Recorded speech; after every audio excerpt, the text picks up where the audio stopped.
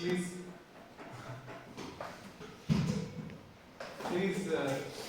check some references for learning epidemiology better.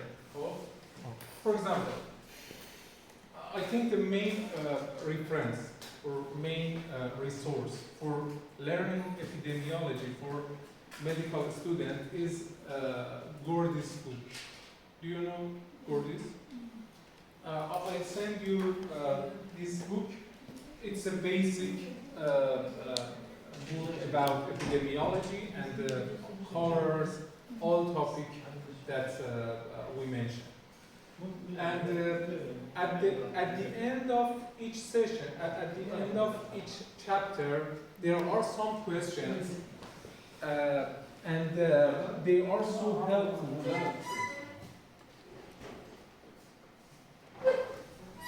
And they are so helpful for learning epidemiology better. So please take a look at that part, including questions or practices, and additionally, I'll send you some files like this quiz and more examples. Okay, if you agree, we can check the correct answer tomorrow. For example, I will prepare a file including the correct answer. After that, we can check all these questions, if you agree. Okay, right now, I'm going to talk about systematic review and meta-analysis. As you know, systematic review and meta-analysis is a kind of secondary study. Because in systematic review and meta-analysis, you deal with previous collected data or previous published article. For example, in a systematic review approach, when we want to answer the question, we collect all previous published articles about that topic, and after that, we can calculate some statistics or some measures.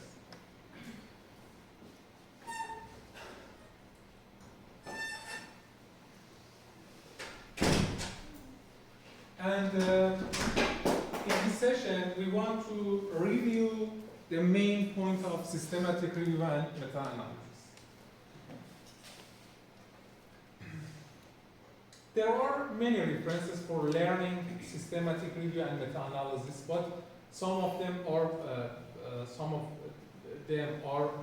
advanced references. But for beginning, for starting learning meta-analysis, the best reference is Introduction to Meta-Analysis. Is a kind of advanced or introduction for learning systematic review. But for final exam, is based on these slides. You should learn this slide and some topic that I will send you on WhatsApp group. Okay? Please don't worry about your exam. Last year, Shahista is absent, yes? Chilcom. And Asaf Omar, yes? Do you remember? I sent you a lot of information on WhatsApp group, and many of them was the question. The final question was about the final exam. Please pay attention to this material that I send you on WhatsApp group. I think it's so helpful. Okay, as you know, there are many classifications for study designs or for studies. For example, one of them is based quantitative and qualitative. As I said, it's out of scope to talk about qualitative study because the main part of our study is quantitative. It means we deal with numbers. Numbers, for example, prevalence, incidence, and etc. And another classification, another classification is primary and secondary. And we reviewed these differences in previous session. In primary study, you deal with first-hand data. It means you collect and analyze a specific data. But in secondary studies, we collect or we assemble, yes, all published article, all previously published article, systematically or unsystematically. After that, we can draw a conclusion based on secondary or published articles. Primary studies like cross-sectional, case control, cohort, and clinical trials. And in quiz, your answer can be one these study designs: cross-sectional, case control, cohort, and clinical trials. Okay. As I said, in primary studies, we deal with first-hand data. For example, we want to estimate the prevalence of visual impairment in Tehran. After that, you should select, for example, 1,000 or 4,000, 2,000 people, and give them some questionnaires, for example, about visual impairment. You should examine them about your visual impairment. After that, you should estimate the prevalence of visual impairment. It means primary study. For example, we want to estimate the prevalence of mental disorders in Kish Island. In primary approach, I should select a sample from Kish. After that, I should collect some information about their mental disorders.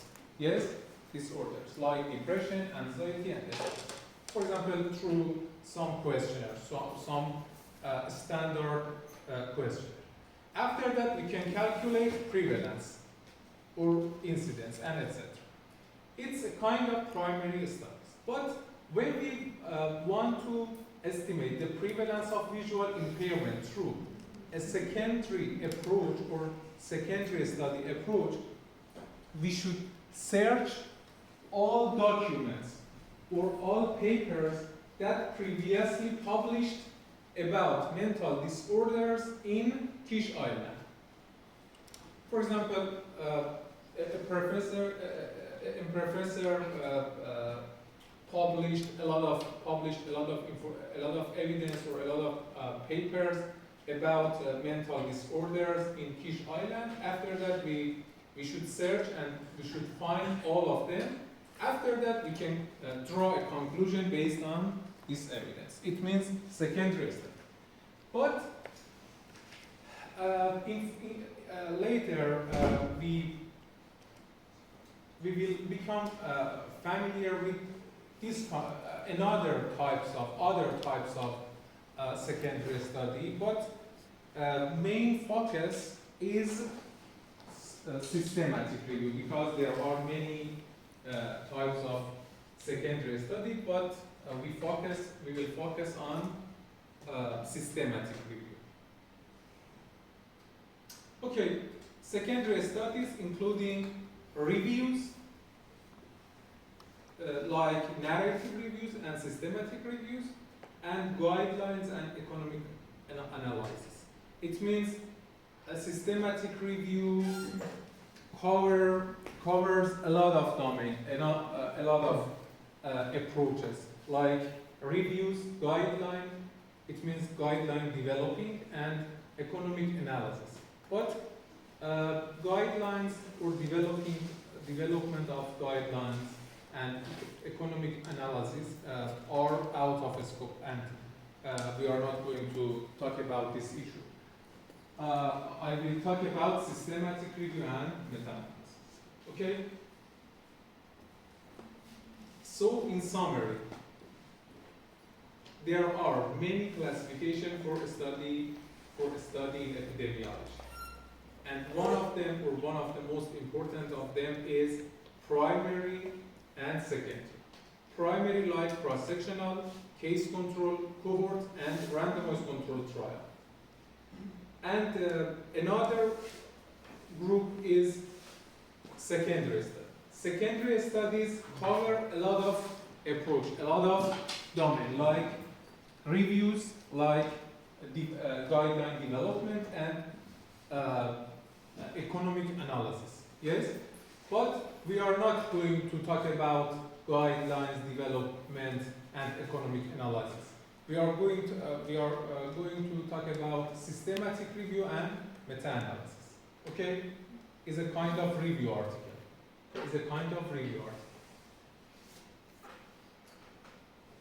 Okay. There are two types of review articles in epidemiology. Two types of review articles. One of them is narrative or traditional reviews. Another one is systematic review. So there are two types of reviews in epidemiology. One of them is traditional and another one is systematic review. What is the difference between systematic review and traditional review? Do you think? I think systematic review might involve graphs or tabular forms, maybe. In narrative, they just narrate the whole of the incident. And Systematic review was a type of secondary study in which we collect the previously published data. but narrative? I don't know. Later, I will talk about the difference between narrative review and systematic review. But the main difference, or the big difference between traditional reviews or narrative reviews and systematic review is that narrative reviews are written by an expert. For example, when we want to write or when we want to conduct a narrative review study, you should be expert in this field or in a specific field. For example, a neurosurgeon can write a narrative review about neurosurgery because he or she is expert in field of neurosurgery.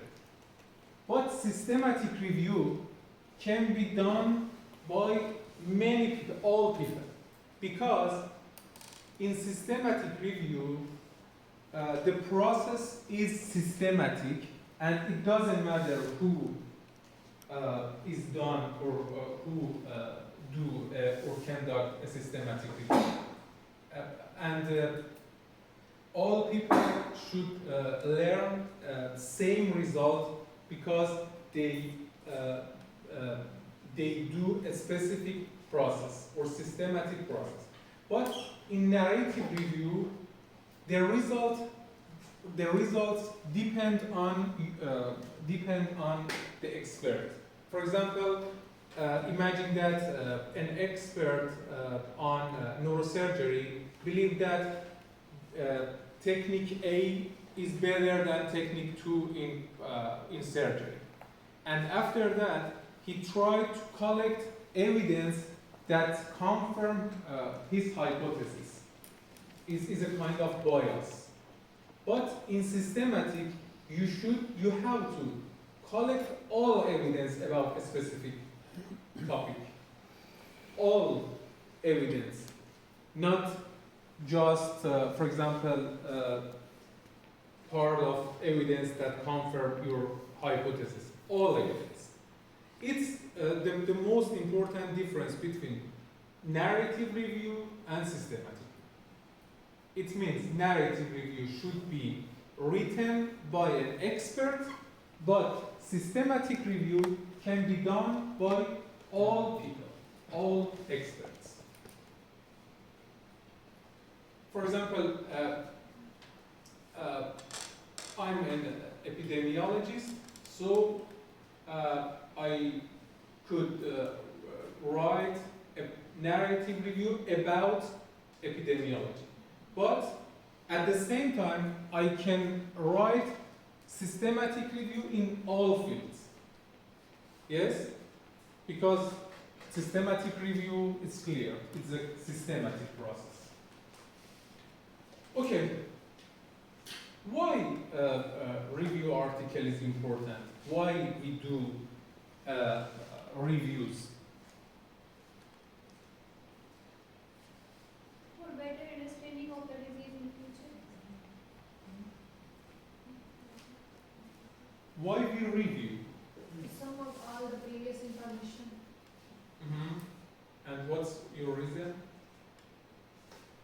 Uh, Why we tend to publish secondary or review articles? It means when why we tend to collect published article and draw a conclusion based on previous evidence. Why? Because it is easy to understand about the exposure. It helps us to understand about the exposure and disease. Yes, but for understanding an association between an exposure and outcome, you can do a primary study. But it will need time. It will need time and it will be expensive and kind of. Yes.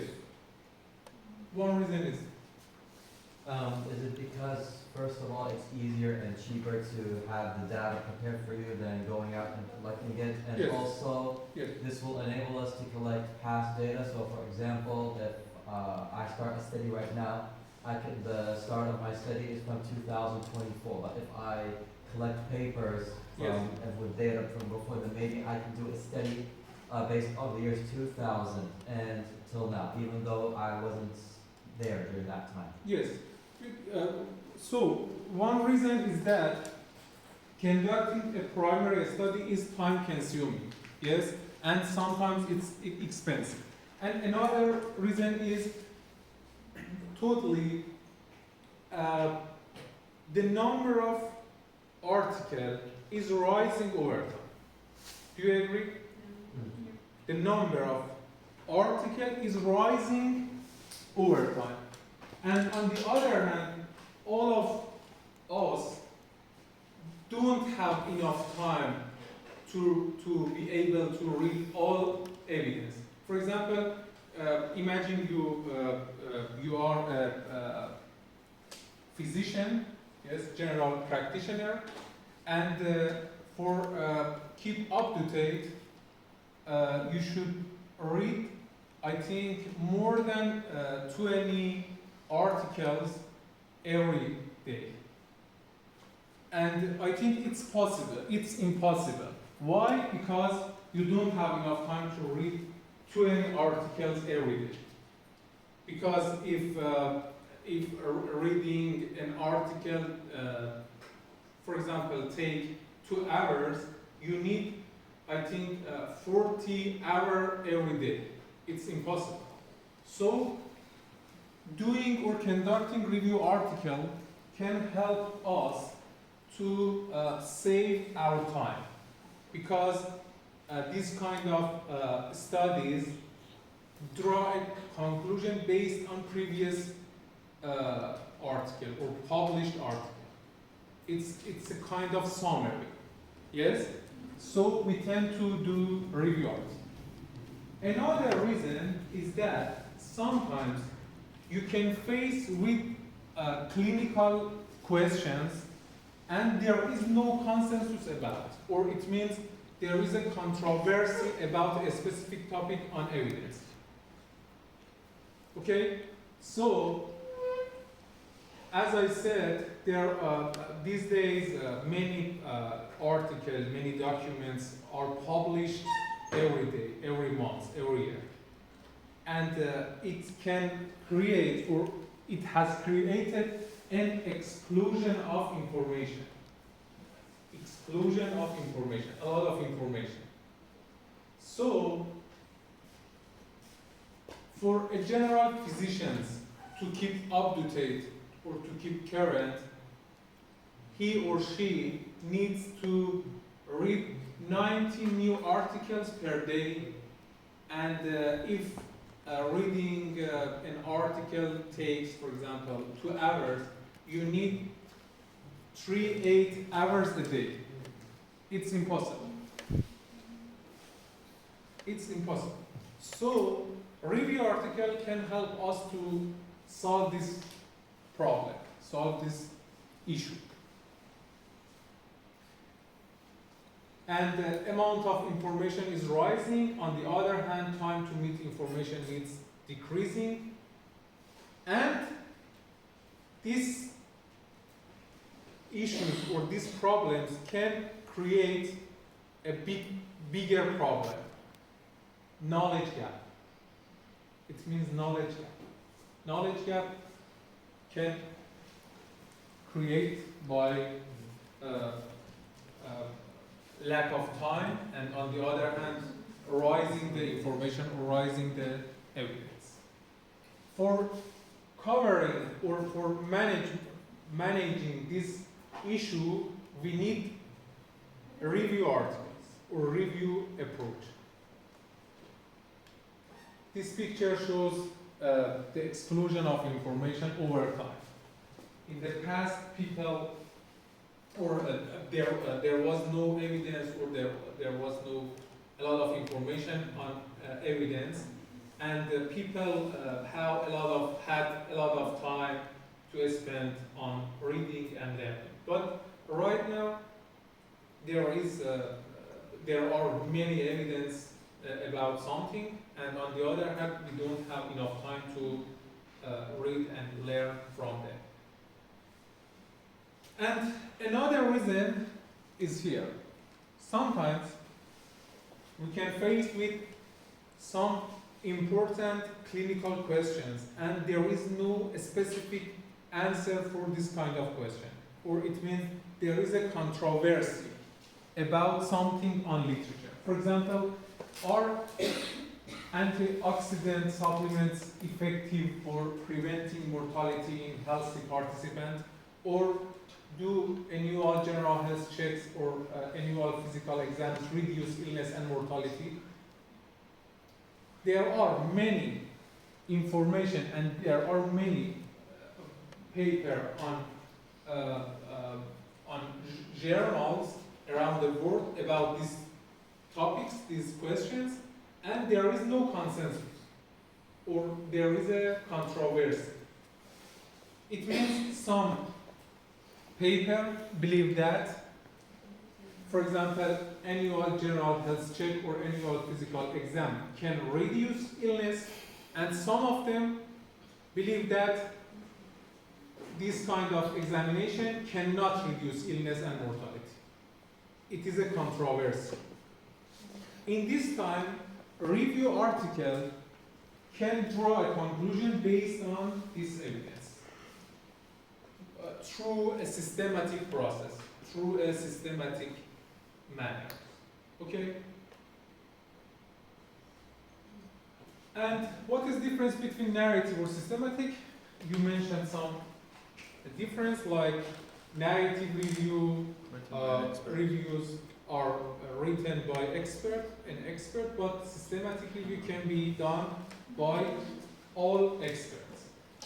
And additionally, systematic review, how systematic reviews, how a systematic process.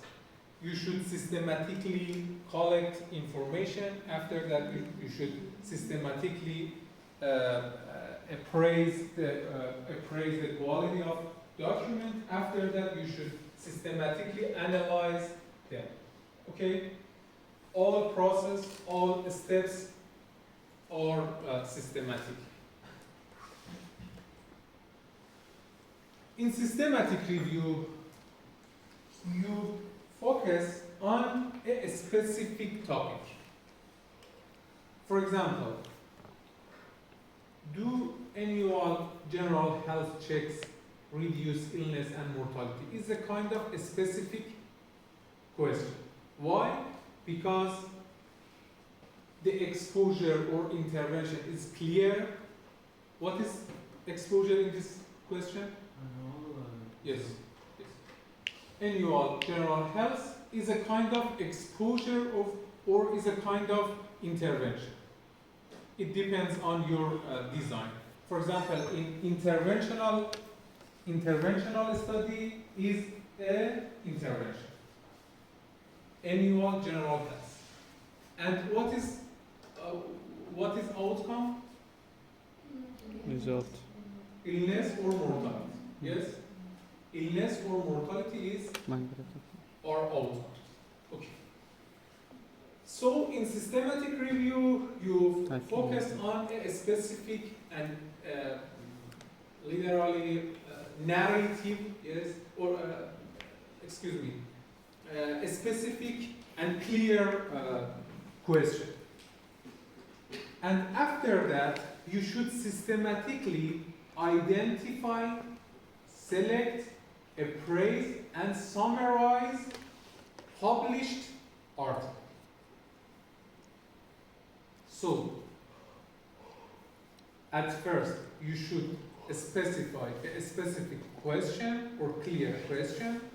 After that, you should use good methodologies to identify, select, appraise, and summarize similar paper or similar articles. Okay?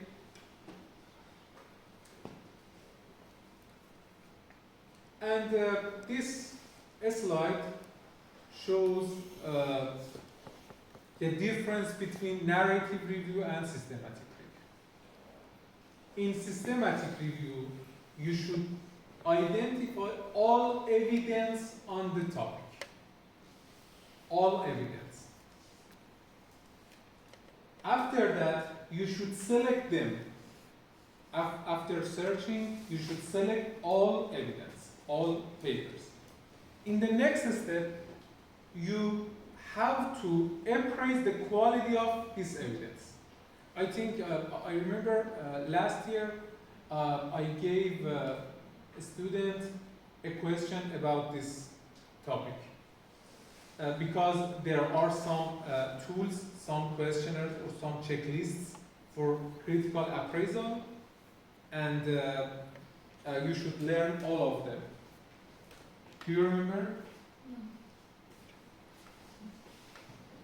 I send you some checklist, the title of some checklist, and it's very important because you should use them for quality assessment or critical appraisal in systematic review.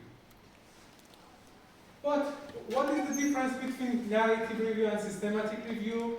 The difference is, in systematic review, all this process, all these steps are necessary or are obligatory. But in narrative review, you shouldn't identify all evidence. Because in narrative review, you tend to find articles that approve or that confirm your hypothesis. But in systematic review, you should identify all evidence. Another difference is that the quality assessment is a crucial step in systematic review, but in narrative review, we don't have this specific process or this step, quality assessment. And the last step of systematic review as summarizing data, or is a kind of statistical analysis. But in narrative review, you may it's impossible to have a meta-analysis. In narrative review, we don't have a meta-analysis. But in systematic review, sometimes we have and sometimes we don't have. It's not obligatory. Do you get it? Yeah. In systematic review, you can have or you may have summarizing data or a meta-analysis, and sometimes you cannot have. But in narrative review, always you don't have these steps. You don't have meta-analysis. Okay. Do you have any question? Okay.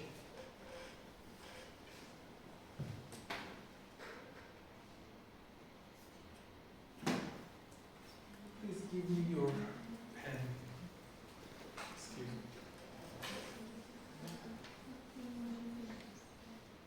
Asif Amara.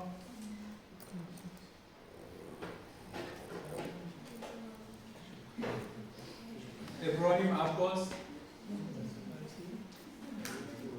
You were absent in previous session. Yes. Osama Qasim. Ashraf Mahbash.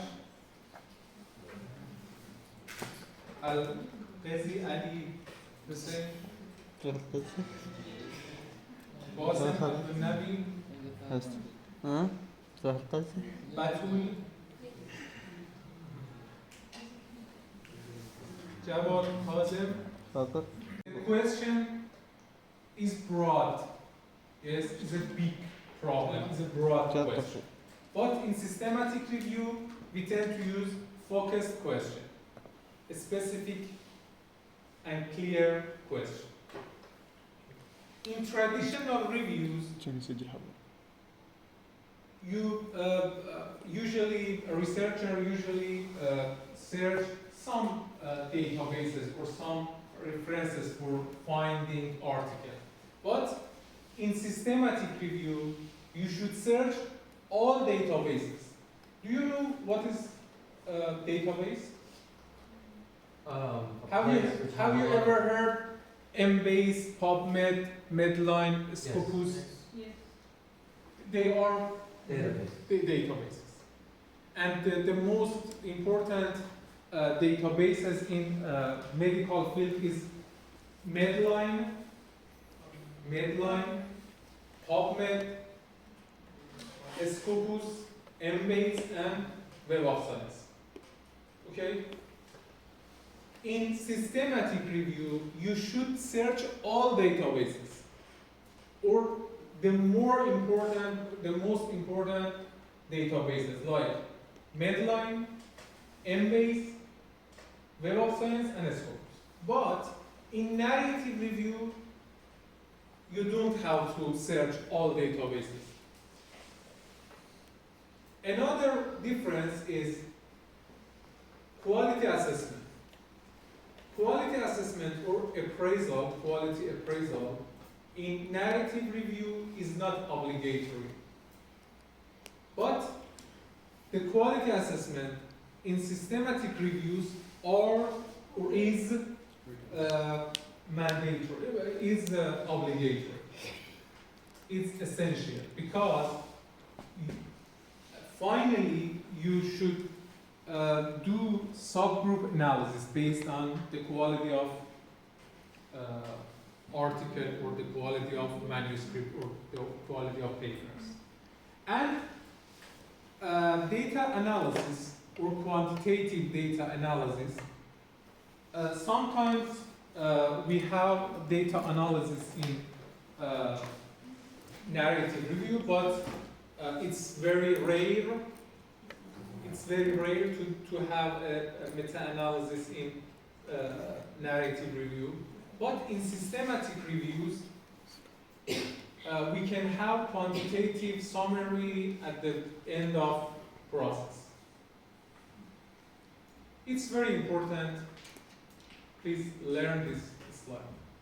There is the difference between a narrative review and systematic. And what is meta-analysis? Please read this slide and give me a summary, please. What is a meta-analysis?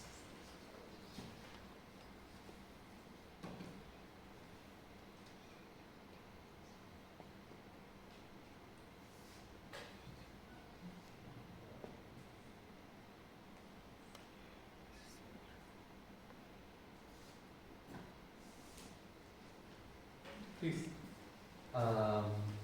Basically, when we want to do a study and we take data from multiple different sources in order to complete this study. So, for example, if someone wanted to do a study about the prevalence of a certain disease in Iran, they would take sources or studies from different areas from Article. Yes, and then they would combine them and give a result for the entire. Give a summary, yes? Yeah. And it's supposed, we are supposed to give a summary or mean about something. Yeah. It's a subset of systematic review. Meta-analysis is a subset of systematic Yes, yes. Meta-analysis is a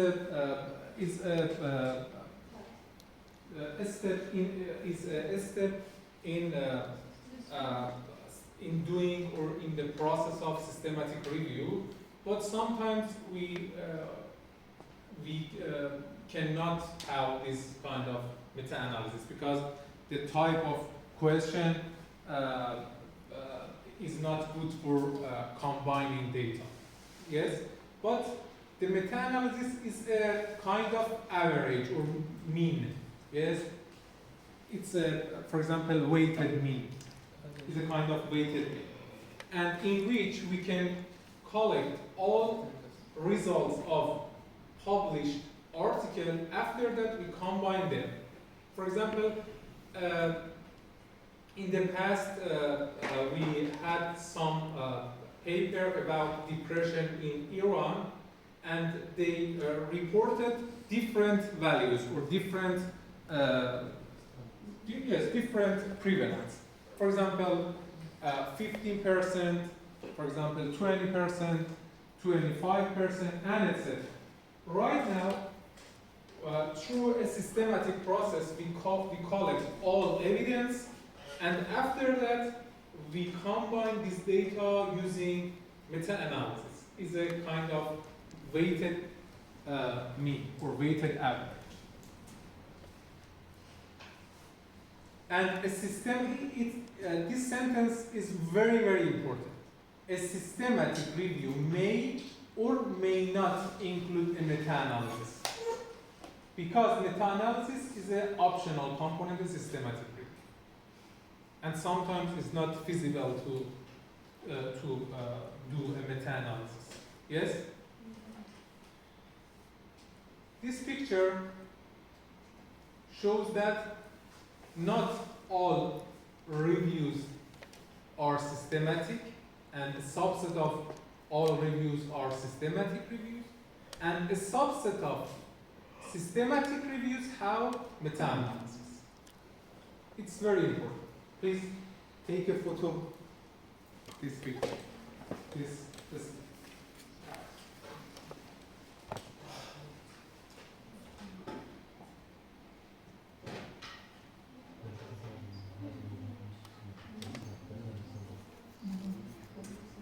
Okay.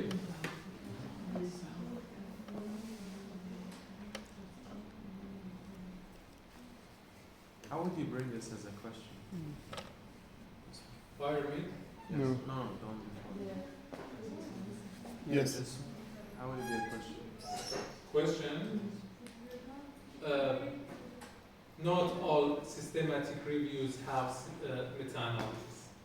A subset of systematic review can have meta-analysis. Not all systematic reviews. It's very important.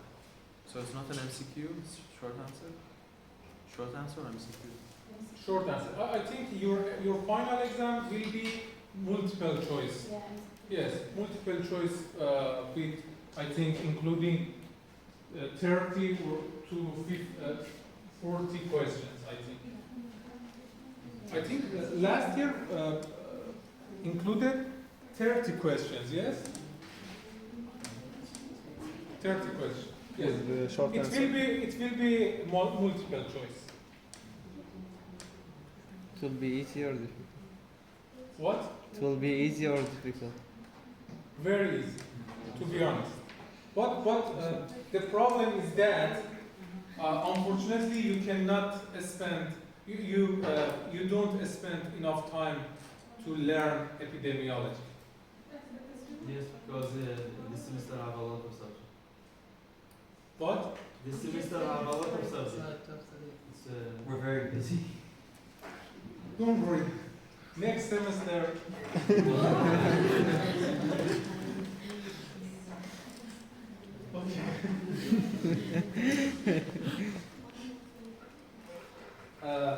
We can have 5-minute break. The bus will come at 12. The bus will come at 12. Yes.